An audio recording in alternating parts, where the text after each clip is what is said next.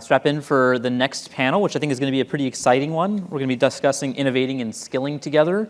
And I think really this panel will help us draw a through line from sort of why we're at an academic institution, connecting the dots between sort of academic basic research to research and development in laboratories to the prototyping that will take place in the private sector, the startups and the sort of innovation ecosystem, but going all the way to procurement and uses by the warfighter, because that's ultimately the through line that we're all very interested in through the IndusX project. So we have a stellar panel here, again, representing sort of all those parts of that sort of ecosystem chain. And so I'll introduce them briefly, and then after that, we'll have some sort of opening remarks and then dive into some questions. But first to my right, Mr. Vivek Virmani, who is a planning officer and chief operating officer at Innovations for Defense Excellence, IDEX, which is by the Defense Innovation Organization, housed within the Indian Ministry of Defense. To his right is Mr. Sahil Chawla, who is the CEO and founder of Tsecond, a data tech innovation startup out of the Bay Area.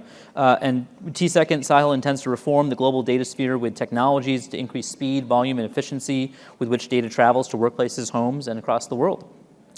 To his right is Dr. Dinsha Mistree, who's an affiliate of the Newcomb Center for the Rule of Law at Stanford Law School. He's also a research fellow at the Hoover Institution here, and he manages the program on strengthening U.S.-India relations, as well as an affiliated scholar with CDDRL at Freeman Spogli Institute for International Studies. To his right is Dr. Neha Satak, who is a co-founder and CEO at Astrome. She's a serial entrepreneur and a businesswoman with over 15 years of experience and did her PhD in aerospace engineering and has a passion for technology, business, and thus sort of led to the creation of Astrome. And finally, we have, last but not least, Major General Tim Green, who is the director of the Bush Combat Development Complex at Texas A&M University. He's been an important partner in the IndusWorks project, but previously was also Air Force Director of Civil Engineers and Deputy Chief of Staff for Logistics, Engineering, and Force Protection at the U.S. Air Force. So as I said, we cut across the gamut of sort of all the elements of this ecosystem that comprise IndusX. But maybe to sort of kick things off, we can turn over to each of the speakers to talk a little bit about sort of their particular perspective, their particular institutional stake in IndusX, and particularly in the innovation or skilling components of IndusX. So Mr. Virmani, over to you first. Okay, so I represent IDEX and DIO. DIO is the execution arm of IDEX, which is our framework. From the beginning, we have been concentrating on co-creation and co-innovation, and a lot of words have been spoken about how we should propel our industry through co-creation and co-innovation. The next important stages to this are co-testing and then procurement, where again we are trying to synergize with the US side. Well, we have been in this field now for 6 years. IDEX itself started as a startup. We had only about 4 to 5 people when we began. And gradually now we have developed a team of about 50. That's because we have scaled up in the number of projects that we are dealing with. And that's how it stands now. Now coming to innovation and skilling. See, we have a strong academia in India right now. And we have a strong demand in the forces for the products that come out of our startups. The disconnect between the industry, the startups, and the academia is what we were hitting at. And that is what we have been able to do to a limit as of now. To further strengthen skilling, we have also started internship for our students in India, in schools also. So schools and colleges are being encouraged. We have had a lot of sessions with the colleges and the schools. We are calling them for different events. And that is how we are trying to bring them into this ecosystem so that our next set of startups is also readied in a short term. But ultimately, what is important, and I thought we have given less importance to this in the previous sessions. Ultimately, what is important is the requirement of the user. that has to be met in toto. We cannot compromise in that part because we have to encourage a youngster or a startup or a budding entrepreneur. So that has to be met, and the loop can only be closed when we actually place a procurement order on a startup. That is what will encourage them. I can give them millions of grants. I can facilitate them at different places. But ultimately, if there is no procurement order at the end of this cycle, that startup will not come to me. In fact, no other startup will come to me after that. So at the end of cycle, the acquisition of that product has to be there. And to some extent, we have been successful in this regard. So no matter how much we talk about going through the process, the end has to be as a successful avenue for this. Great. So I'm going to turn to Major General Green. You can talk a little bit about Texas A&M's role in this, but also specifically what the Bush Combat Development Center does and how it sort of plays that nexus between industry, R&D, and the warfighter. Okay. Yeah, thanks.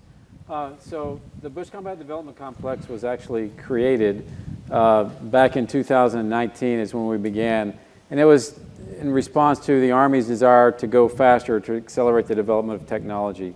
So we combined partnership with some Army testers with deep experience, Texas A&M thought leaders in key technology areas. We had an old Bryan Air Base with about 2,000 acres of available usage.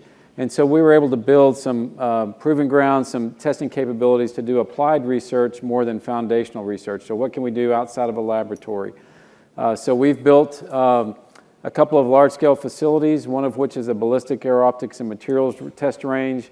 And inside that, we can do materials, we can do hypersonics, and we can do directed energy. But outside, we have an innovation proving ground that has a mobility challenge course. We can take ground vehicles up to 44 tons or a small robot, and we can run it through courses to see, will the vehicles perform as they've said they would perform. We have an off-road test area that's relevant. And then we combine that with airspace up above it. And so we also test the networks that will connect air vehicles and ground vehicles. So you can imagine, let's say, an air vehicle flying through space autonomously, providing mapping information to a ground vehicle. We can test all those things out there. We have a 5G network, we have poles across and against a large enterprise. And I mean, we've really expanded to go from 2,000 acres of airspace to really today we have access to up to about 44,000 acres of airspace, up to 1,000 feet AGL. We have beyond visual line of sight opportunities that we've got an FAA corridor to go down and fly on. So we're really growing from what we expected when we started. I've heard the importance of the military. Post-Ukraine, everything's gone from ground vehicles to air vehicles, right, to small UAVs. So we're trying to be responsive to those needs. I could talk about all this all day, but it's that combination of access to thought leaders and academics and researchers and research engineers and space and resources that have allowed us to help fill a gap in response to the U.S. DoD, the Department of Defense. But then when IndusWorks came along, you started matching us, and that's how I met Dr. Satak, right? And she said, hey, can you do this thing with networks? And I said, I know just the guy, and we called Michael Fox, and next thing I knew, I never knew Michael had been in India. But the other thing is, we are already doing partnerships with India companies, India researchers across Texas A&M University. They're there today, they're in place, and so this is just a natural continuation of that relationship. And so we're excited to get to work with Astrome, and I'll let Dr. Satak tell you about that. So I'm going to come to Neha in just a second, but I want to follow up real quick, which is, when you're talking about these facilities that are used for like both ground and aerial vehicles, who's doing the tests? Are these defense primes? Are they like AFRL and DevCom? Is it yes. Any researchers that want to do it? So we have we've worked with Lockheed Martin, we've worked with Raytheon, we've worked with small startups from graduate students who created a company, won SBIRS contracts, which is a small business innovation research contract. We've helped them do tests, and then they're on their phase 2 SBIRS, and they're back out still working with us. And so, again, that testing experience is good. So I would say we have everything from startups, from graduate students, all the way through primes, doing some work with Raytheon in particular, where we did their first outdoor high-energy laser shot in the state of Texas. That was the first one that they'd ever done in the state, and the state had forbidden it before. But we were able to demonstrate our competencies in military testing, in kinetic ranges and range operations, and then how to do that safely outside. So we do it with everybody. We do research with the services. The Air Force and the Army are the leading researchers, and then we've got Dr. Rob Ambrose has a large-scale project with the United States Space Force, also being performed in the Research Integration Center where we have our headquarters. So we look forward to helping everybody. And our main goal is the charter we had to begin with. How do we help accelerate the development of technology and get it fielded for the men and women who are trying to defend our countries? It's really interesting public-private collaboration ecosystem. I just want to mention that with IndusWorks, I mean, one of the other supporters and proponents of it was also FathomWorks, which I think is where IndusWorks kind of comes from. And FathomWorks is kind of a public-private research facility space, testing facility space in Southern California that's connected with Ensign, adjacent to a naval base, but also independent. So you get the graduate student researchers and startups and more advanced companies all experimenting and collaborating there. So I think it's really exciting. So Dr. Satak, maybe this is a good opportunity to turn to you. Tell us a little bit about what Astrome does, but then more generally, or more specifically, how there was a natural collaboration opportunity with Texas A&M, but I also know with other U.S. research institutions as well. Absolutely, Samir. My company, Astrome, we are primarily a wireless communication startup. We focus on developing new technology which can enable high bandwidth secure communication.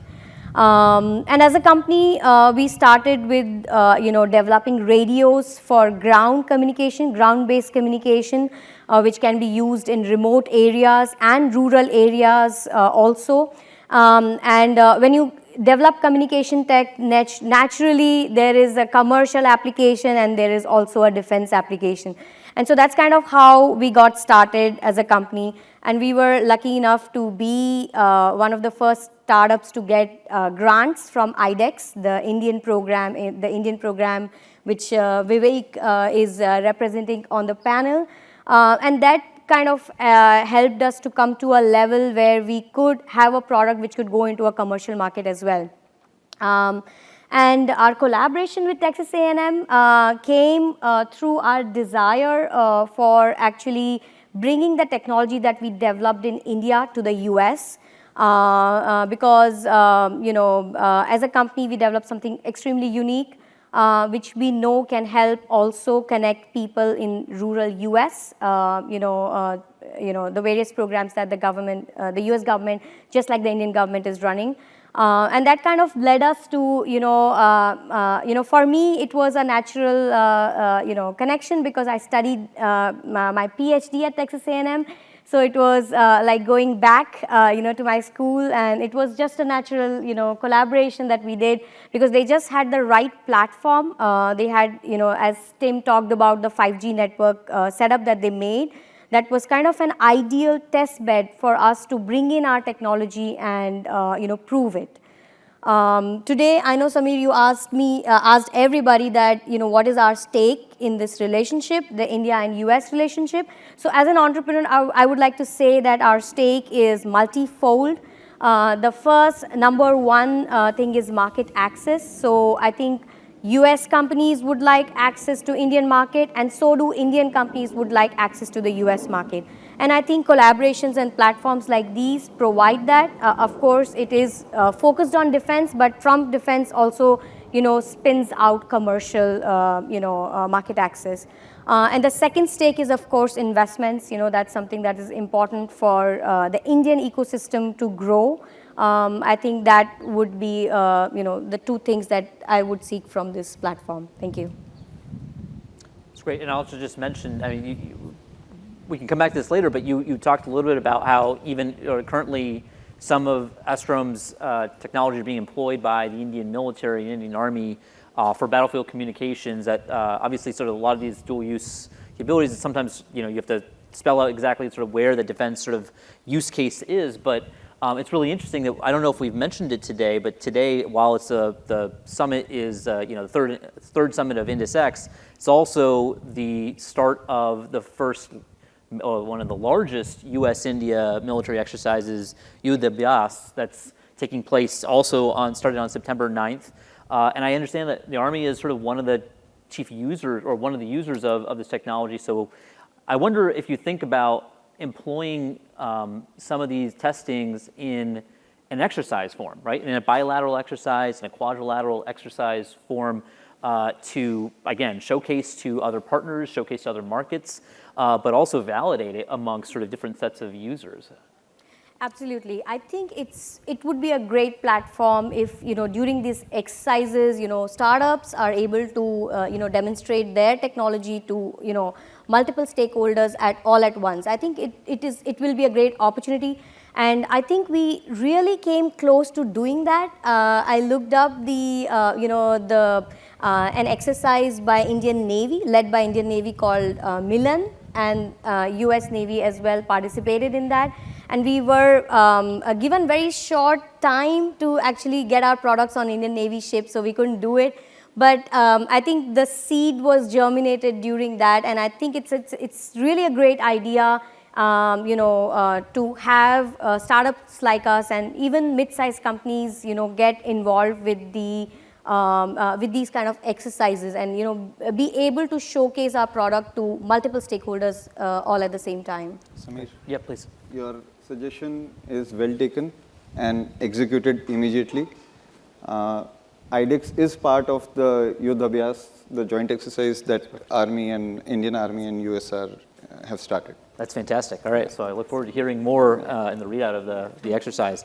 Sahil, I'll turn to you. Can you, just reading your bio, you seem to be a product of two innovation ecosystems between the US and India. Talk a little bit about Tsecond and sort of what it's doing in the data speed space. So thank you, Samir, thank you. And I think INDUS-X has given us, we are the perfect example of INDUS-X. As a Tsecond, we are a US company having an Indian background. So we started back in 2020 to create a world's smallest form factor to capture large data for edge environments, which is defense location, remote location, harsh environments where there's no low power kind of environment. And you need very rugged systems in these cases where there's large data, and we were not able to bring that data to data centers, run AI on it, or run a lot of analytics on it. So we came up with that problem statement, and we solved it for US defense through Boeing. Boeing is a primary user of our technology, and they are an investor in the company as well. But I think INDUS-X has given us opportunity from last year to connect with Indian ecosystem, especially as being a US company, to get into India through BL, through DRDO, their research lab of defense. We got a lot of problem statements, and we tried to do POCs, and within one year, 1.5 years, we are into a stage of orders. We are solving real problem for them. And it was very encouraging. I would say innovation, skill, and you need awareness. So INDUS-X brought that awareness to companies like us that there is a need of this kind of product and technology in Indian ecosystem. And both defense and India, US and Department of Defense and Ministry of Defense wants to work and co-develop, and we are being one of the part. Today we do all the manufacturing in US. From next month, our first product, which we are launching in AI infrastructure for edge within the storage as well, will be manufacturing in India as well. Great. And so, Dinsha, I want to pull you into this. You direct, or you help sort of lead this India project at the Hoover Institute, but your research, as I understand, is on higher education institutions, particularly Indian higher education institutions. That's obviously an important part of sort of the upstream part of defense innovation. And so I wonder if you could talk a little bit about, some of your research and what you've observed as the needs of Indian higher education institutions, and frankly also US higher education institutions. Of course. Yeah, I'm surrounded by engineers and soldiers, so I'll talk a little bit about education and the kind of policy work that we do at Hoover. One of the nice things that some people consider to be a curse about being at a university is that you've got your ivory tower and you can isolate yourself and seclude yourself from things that are happening in the world. Thankfully, we can have events like this where we do get a little bit of a taste of what's going on. But one of the nice things that comes from that is you can think a little bit longer in terms of planning, in terms of policy, for how you might advance either US-India relations or policy more generally in innovation and things like that. One of the people I work with, for instance, is thinking a lot about defense budgeting for the US. Has huge implications for what we will do between US and India. But this kind of thing, you don't really get that kind of space to do that kind of big picture thinking, I think, when you're in the trenches trying to worry about, will this product work? Can I push this policy through the next day? This is bigger, longer term kinds of thinking that's happening. In my own work, I think I work a lot on higher education in India. I'll tell you a little anecdote. Sort of got me motivated in this. Like so many other people who might be in this audience, my dad went to IIT Kharagpur. He grew up singing the praises of how fantastic the IITs were. But then when you asked him about anything else going on in India, or especially with other services in the Indian government, especially in the 1980s and 1990s, you can imagine what you'd hear. Why did the IITs work, right? Why do we have so many people who are coming to universities like this from the IITs? What's the secret sauce there? And how can we leverage that in the US? These are the kinds of questions that I think about that I work on. How can we make these institutions really carry over and spill over into not just other areas of India, but also what can we do in the US to learn from these kinds of places? So that's the kind of work I do. I'll mention a few just brief stats about this and why this is so important, why higher education in general is so important. Last year we had about 220,000 students, I believe, from India studying in the US. This year, the numbers aren't officially in because the school year is just starting. I would guess it's probably going to go up to about 300,000. This isn't just an India story, right? This is going to be, especially since so many Indians are going into STEM, this is going to be pretty much the future of our own, if you want to talk about our AI ecosystem, our future advanced manufacturing, future of electronics, all of this stuff, it's going to be built on, for lack of a better term, Indian higher education, right? And so the US should have a very strong interest, not just in understanding what's going on with it, but also trying to improve it and strengthen it as best as possible. That sounds trite, but some of the work that we're doing here does advance that mission. A colleague of mine at the Education School, for instance, has examined national level comparing Indian engineering colleges to Russian and Chinese colleges. Students in India tend to come in at a higher level. He tested them as they entered and as they graduated, so actually measuring what they learned. Students tend to come in at a lower level in India, but they improve in the higher education system. Whereas in Russia and China, they come in at a much higher level, but those systems don't actually produce that much more learning. The students don't get that much smarter. If you're thinking about India and where your biggest bang for your buck is going to be, it's going to be probably in the earlier stages of education, opening up opportunity to more people, right? I think something like 20% of Indian students actually graduate high school, right? You think about that huge untapped potential and what that could mean for both of our countries. Right? Focusing obviously on higher education is important. There are all kinds of collaborations. I would say the main thing we could do from a US university perspective is send more of our students out there, send more of our researchers in that direction.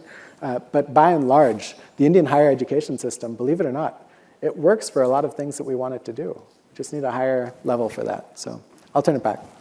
Well, I thought you were going to tell us what the secret sauce of the IITs was. I was like on pins and needles for that. No, don't tell me. Read the book. Read the dissertation.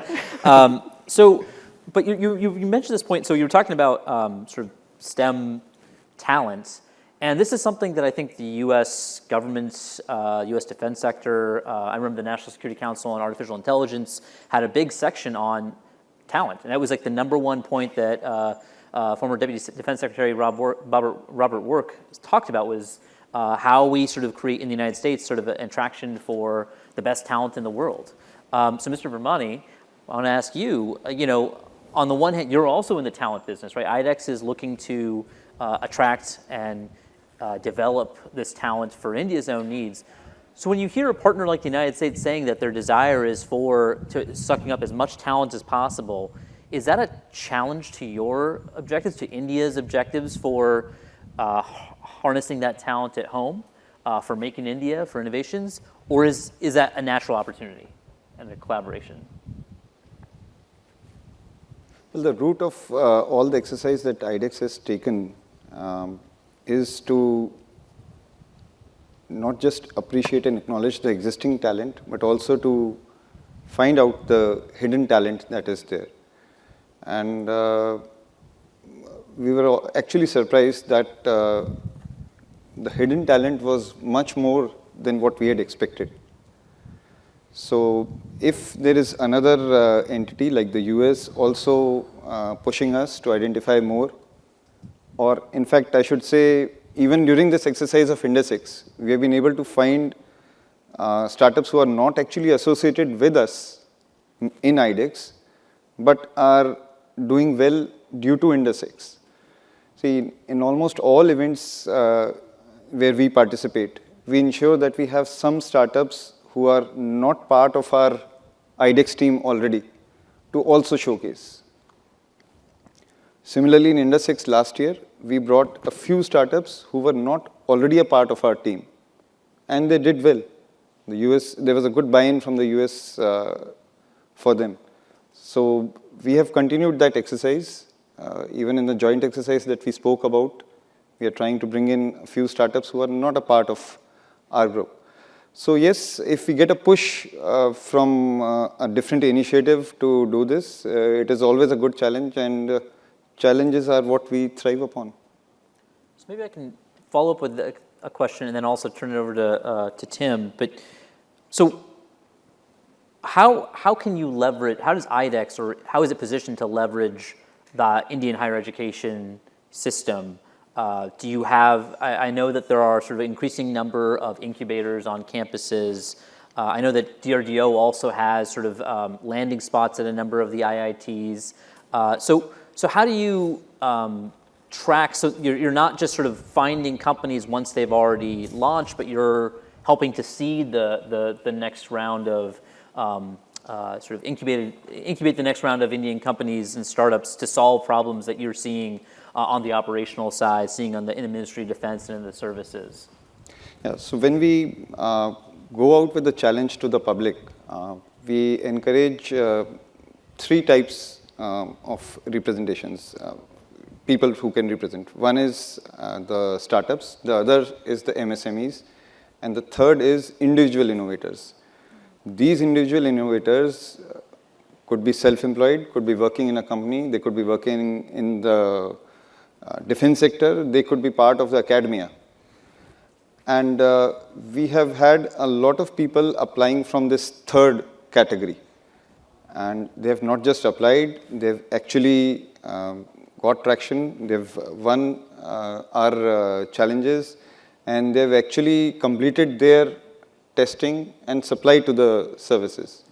Now, when you have just one such illustration, that brings in a lot of push and traction from other such individual innovators. The ones who have come from the academia have pushed other people who are working in the faculties in IITs to apply, and they've also won. So, this is a chain reaction. That's a good way to put it. I like that. So, yeah, like spillovers into other parts of industry. So, Tim, maybe I can turn to you and talk a little bit. We've alluded to IndusWorks, we've talked about it in certain ways, but could you back up and explain sort of what you see as the IndusWorks agenda and maybe some of the opportunities going forward, some of the ambitions of IndusWorks and where it can go, in a few years from now? Yeah, I think, so for me, the ambition of IndusWorks is to create a playing field where Indian and US companies, frankly both, can identify places to go do testing and research if needed, but also testing. Because right now it's kind of who do you know, right? And it's accidental connections. So our connection with Neha was almost accidental, right? As we went through this. So I think that's the vision, but we can't be heavy-handed like they talked about this morning. We can't centrally manage down to say, we're gonna build these entities and they're gonna create these testing opportunities, and everybody's work has to fit into the testing, dynamic that we build. It's gonna have to be natural. We're gonna have to be responsive on the testing side to what industry needs and to what the Defense Department needs. But that's where I think I see us going, is being available and having it understood. How do you go access it? And having folks like IDEX understand, hey, if we can't do this in India, here's some places in the United States that have capabilities to go prove things for the U.S. Defense Department and for the Indian Defense Department without getting in the big, huge bureaucratic machine that is Department of Defense test and evaluation, because it's big and it's grinding and it takes a long, long time. And so there's going to be people like us that are going to spring up that we can be a little bit quicker, a little bit more nimble, which helps on the commercial side. And then because of our experience, we should also be able to help on the military side on the dual use connection. But can I ask, I mean, so you get your point that like there can be very slow processes in the Defense Department. They also somehow happen to have a lot of resources. And so how do we unlock some of those resources for more nimble experiments and sort of faster experimentation and testing? Or are these going to have to be two like bifurcated processes that we can't ever interact? So it goes back to the word we heard a lot this morning, trust. So right now, DoD doesn't trust third-party entities to do testing for the most part, right? They have to go through their testers so that they don't get taken to the cleaners. And so folks like us have to do the work, and it has to be repeatable on the DoD side and build that trust and a partnership. And so that's one of the things that we're really working hard at. The other thing is it's also the technology. So if you're at a leading edge technology, if you're working in hypersonics, and there's not a lot of places in the country, they're going to be more likely to lean forward in those areas, right? And that's an investment area. If you're doing work in construction and infrastructure, there's not a lot of resource dollars for new ideas and new research. So I think it's also the technical area that you're working in. If you're really working on the leading edge, if you're working in quantum, there's probably some DoD dollars in there. If you're working in hypersonics, there's DoD dollars. If you're working on high energy lasers, there's probably some DoD money to be obtained somewhere in that stack. But if you're working in more, less dual use or less exotic, I think there's going to be less money. That's just my opinion. So Neha and Sahil, the two sort of startup entrepreneurs here. I wonder what you think about this sort of concept of a minimum viable product. I apologize for bungling that, but this is a new concept for me, right? I look at deterrence and escalation ladders, and I was reading Raj Shah's book, and so discovered that this is actually, a central distinction in the way in which we think about sort of testing innovation and deployment. So are you able to now sort of put this minimum viable product in the field for users and then iterate off of it, or are you still kind of constrained to maybe a previous generation of testing and development that sort of in the lab first and then you get out into the field afterwards? You can each take a crack at that. Yes, I think grants like IDEX enable exactly what you're saying, Samir. Like I think before IDEX, if I were to develop a product for Indian Army and I wanted them to, test it on the field without me getting all the certifications that are applicable, for a product like that to get into their network, it would have been impossible. It would have taken me more than 10 years just to, make the product ready, get all the certifications and go onto the ground. But I think at least in India, grants like IDEX, what they enable is first of all, access to the customer, which is Indian Army in our case, to know when you're doing development, you get a feedback, on your MVP, what the customer wants, and that's invaluable. But then also because of that process, the customer has a stake in what you have developed. So they get you on the field sooner as compared to what they would, with any other product that's just coming, cold, to them. So I think there has to be an involvement, and I think US does that too, because I know from my past experience in the US that, this is done here as well. And I think that's the best way to, cut short that cycle of getting something, the MVP, so to say, on the field. Yeah, I would just add to her point, IDEX or grants from institutes help to build credibility to go to the services. That's what they need. They need a filter where they can trust somebody whether this company will survive for the cycles, because typically in this domain minimum cycle is 3 to 5 years and it may take to production up to 10 to 20 years, as she said. And we, as a startup, when you come to commercial use case, it's easier, but when you go to defense use cases, they need a reliability of the technology, which will last for 20 years minimum. So I think grants gives access to more of a credible source that, okay, this startup is well funded, it's well recognized, this gives more confidence to the user, whether it is services, research labs. They want to test it early, give you feedback, and shorten that cycle of 5 years to 3 years, 2 years in complete certification, deploying to the field, and getting into there. But I think it's been more promoted recently. Previously, even getting into a one program was minimum 5 years. Now it is reduced to 3 years cycle, 2 years cycle because of these initiatives. I want to ask Dinsha and Mr. Virmani about sort of the broader higher education R&D collaboration. So maybe like on the academic side, Dinsha, what are the best models of how we do this, whether with India, with other countries, or how do maybe, if sort of focus on the Indian higher education system, where have they done this well, and what lessons does that have for sort of the broader academic collaboration in STEM? And then we'll talk to Mr. Virmani after that. Go ahead. Sounds good. The higher education system, one of the reasons, honestly, I think that higher education in this country is the crown jewel of this country. Brings some of the most talented people, the research translates into actual practical implications, and for the most part, it's largely funded, even at a private university like this, by the taxpayer, including by defense, by the way. In the 1960s, that was between the Defense Department and NASA, changing their funding from traditional government research labs towards smaller units, including startups as well as smaller academic units.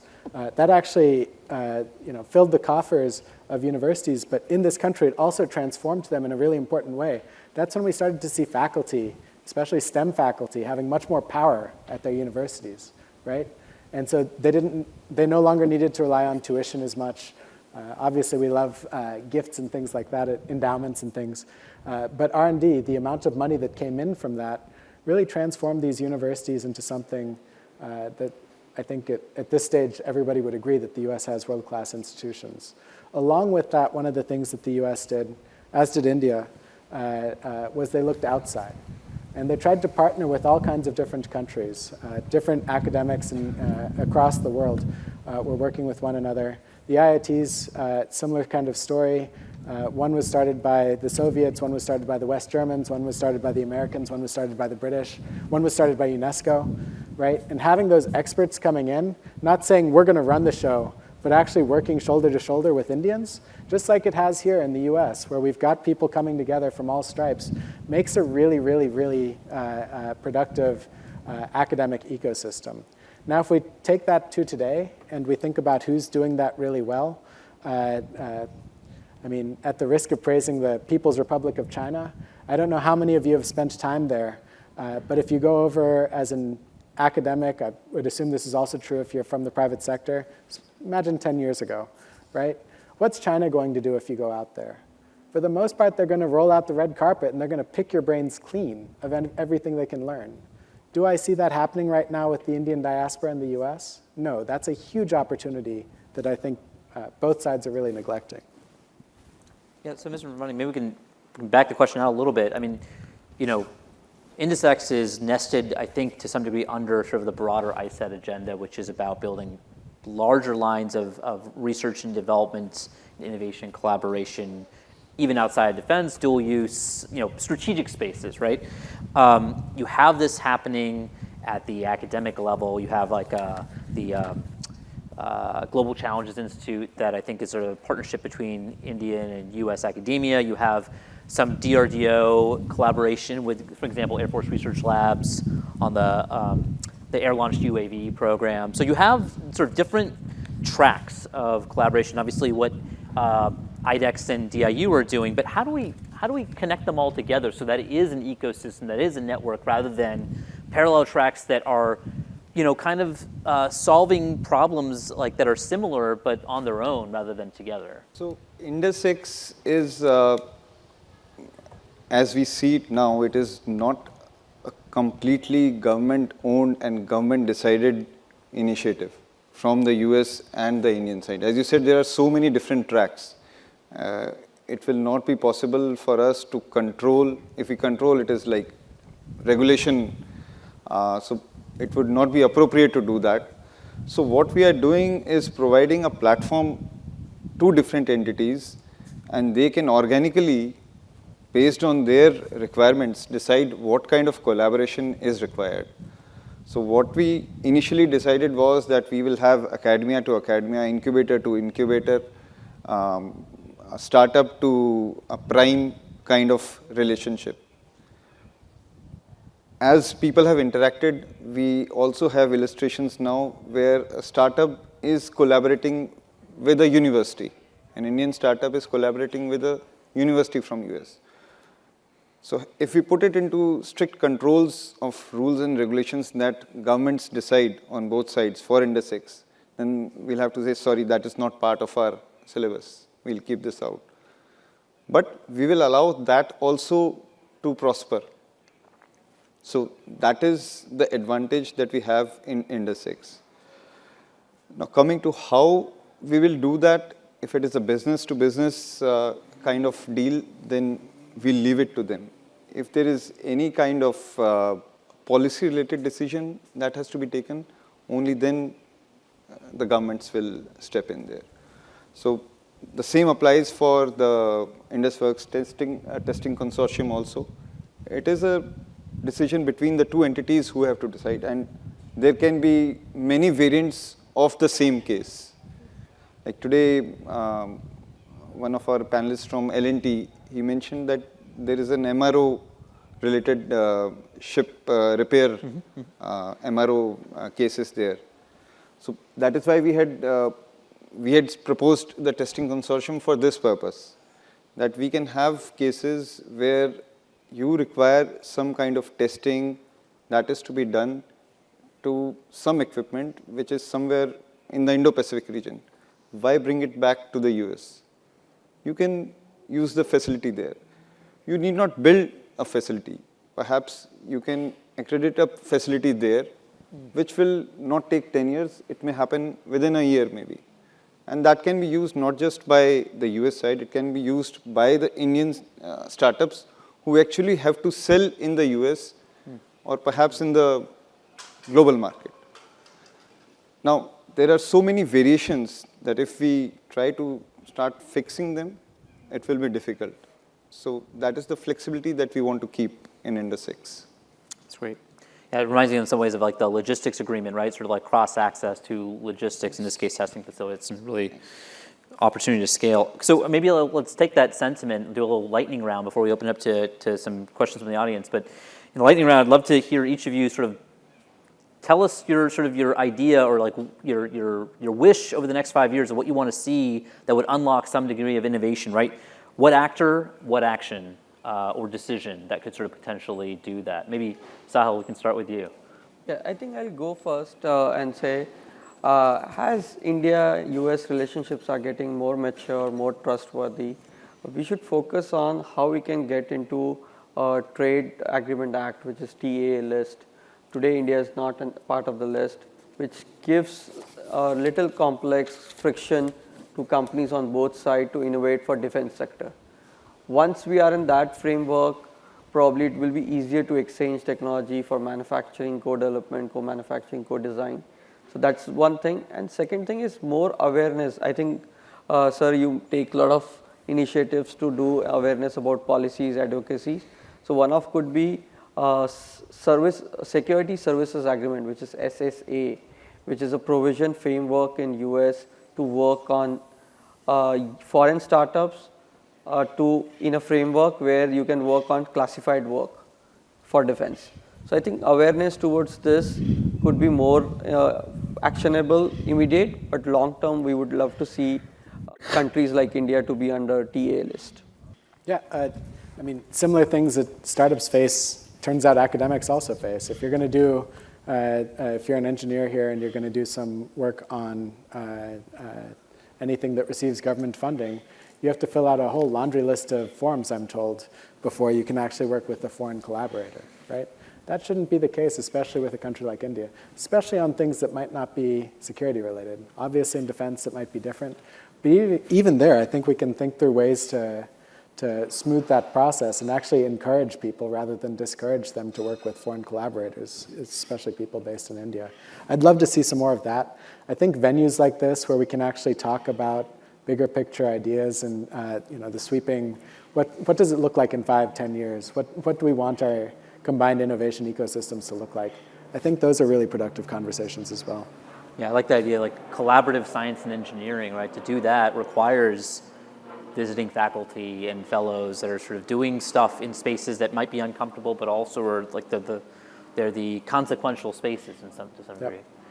Yeah. Yeah. I would echo what Sahil and Dinsha said, but I would like to add a very particular field that I would like to see in the next 5 years grow a lot, and that field is space.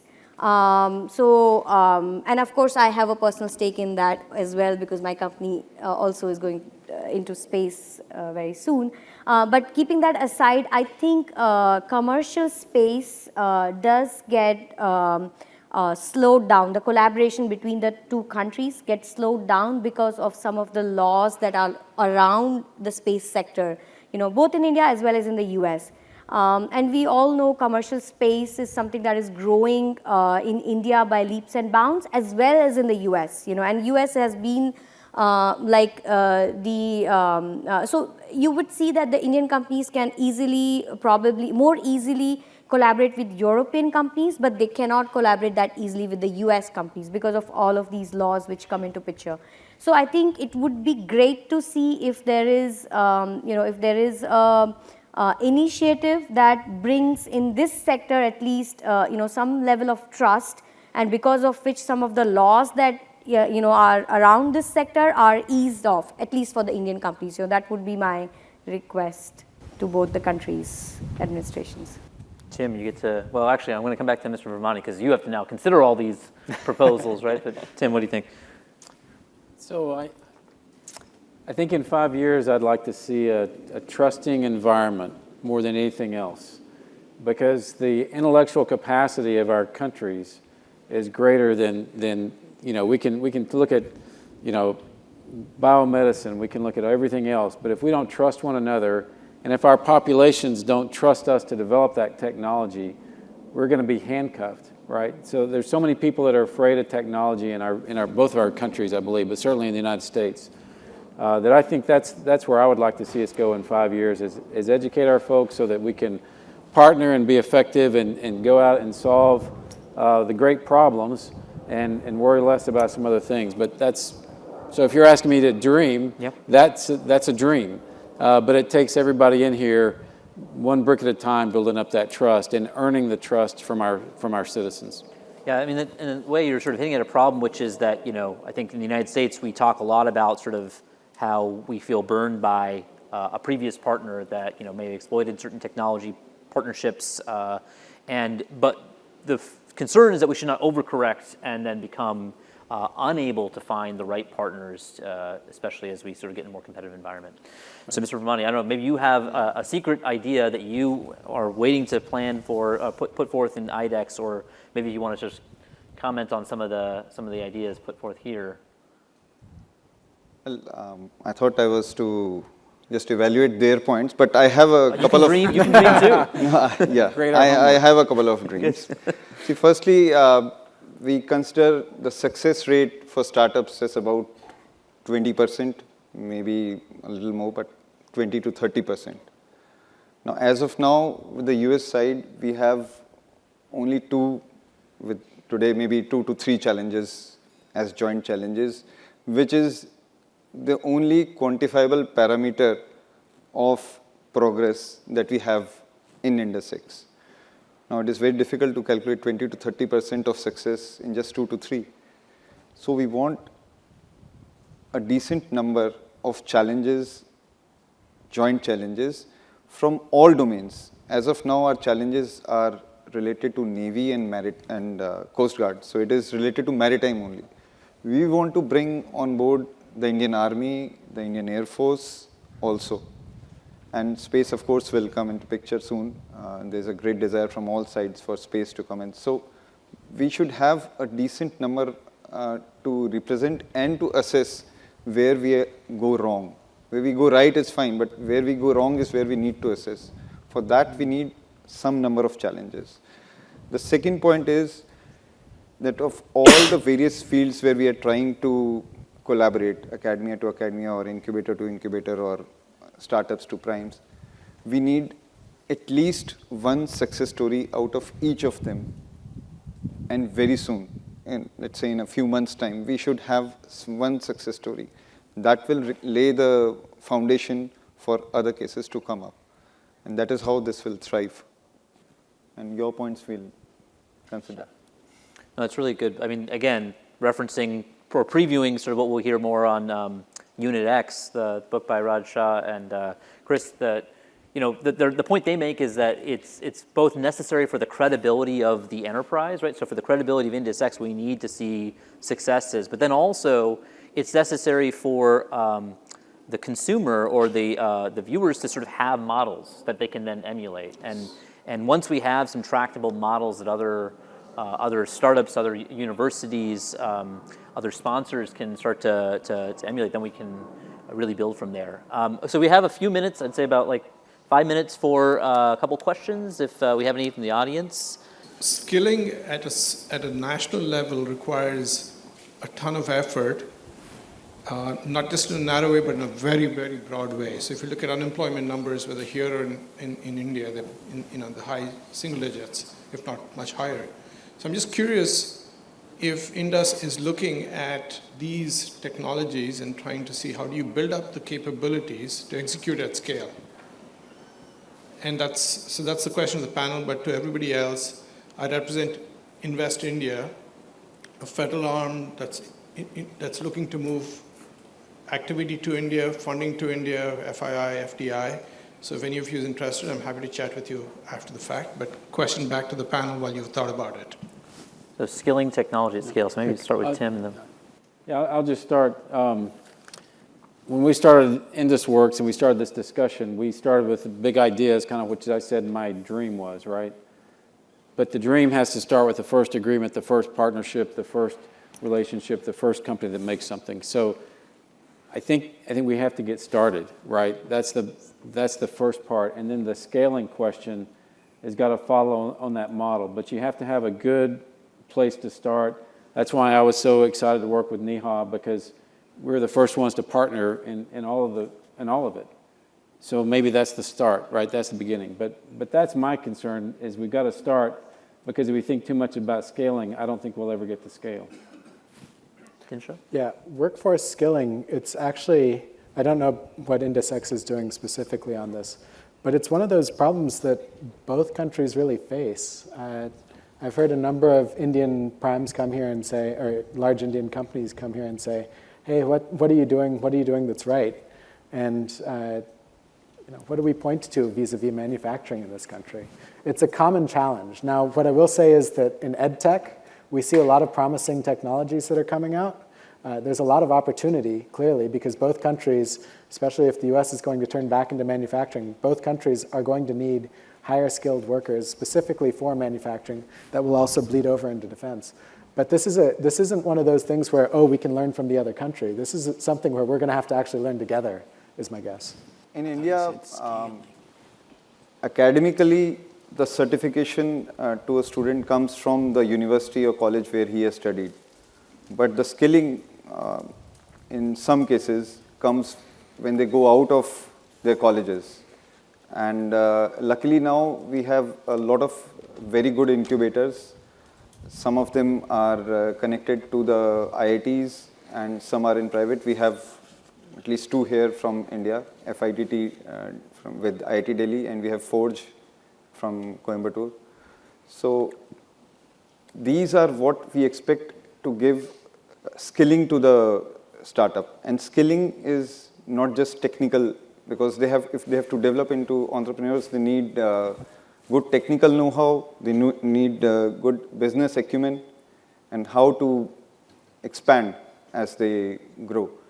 So I think our incubators are very well placed to do that in these days. I also had, I think in the first IndusX fact sheet from last June, there was a discussion of mentor-protege agreements, right? And I think sort of the language has evolved to industrial partnerships rather than mentor-protege partnerships because there's probably mutual learning on both sides. But the idea of companies partnering together, they'll be learning, they'll be co-innovating together, learning about sort of like navigating each other's, business cycles and regulatory processes together and sort of the different needs of various consumers. But I think that, mentorship is going to be an inherent part, whether there's, as Sahil, you talked about sort of Boeing being either an investor or, a consumer of the product or sort of a supplier or part of that supply chain. I think you're going to have mentorship going sort of in all directions.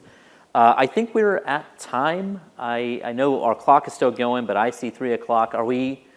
We'll probably given the we'll just call it here. I think we, knock them dead while they're still in their seats. So we're good.